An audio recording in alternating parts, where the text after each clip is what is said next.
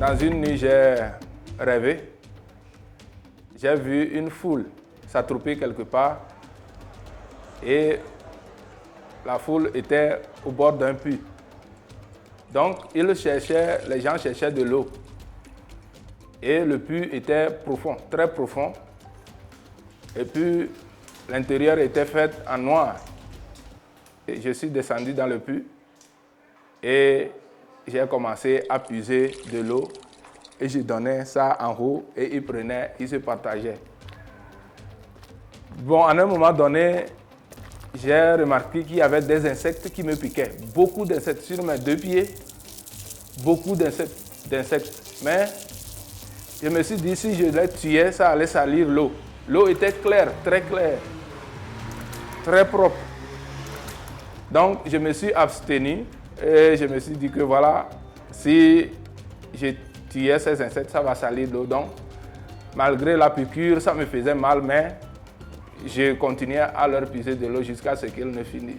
Et je me suis réveillé. Je n'ai pas compris le rêve.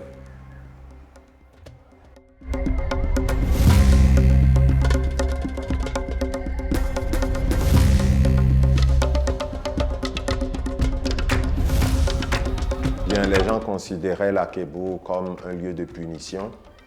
Et quand on y envoie quelqu'un pour travailler, c'est comme pour le punir. Donc on nous a dit de ne pas y aller à cause de la situation spirituelle et des conditions de vie dans le milieu.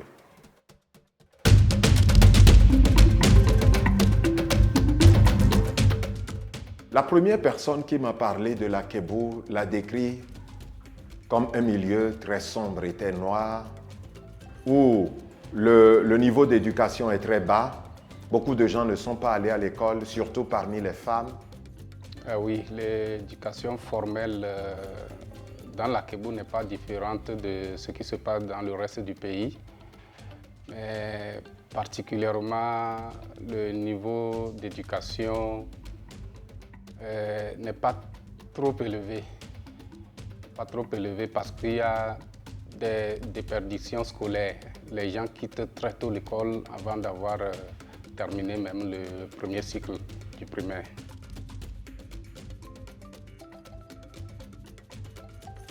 Nous nous sommes installés définitivement en 2009 et nos premières activités ont consisté, pour nous, ma femme et moi, à apprendre la langue, à parler la langue Akebo. Et puis, en même temps, nous étions en train de collecter les données, des listes de mots et de phrases pour analyser la langue et proposer une orthographe. Et puis, Marthe a conçu les documents pour enseigner l'écriture de l'Akebo. Et puis, nous avons recruté les traducteurs et avons commencé la traduction.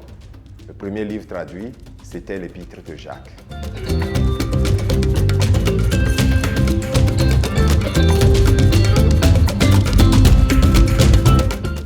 C'est vrai, quand je fréquentais, je n'ai pas rêvé de devenir traducteur.